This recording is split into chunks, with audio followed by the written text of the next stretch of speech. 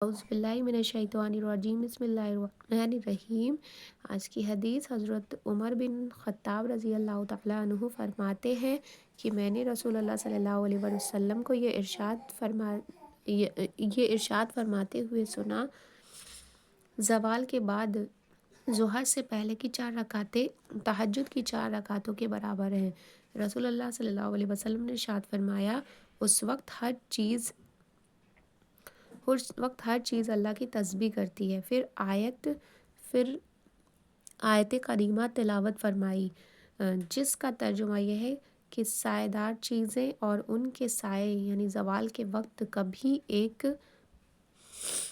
ایک طرف کو اور کبھی دوسری طرف کو عاجزی کے ساتھ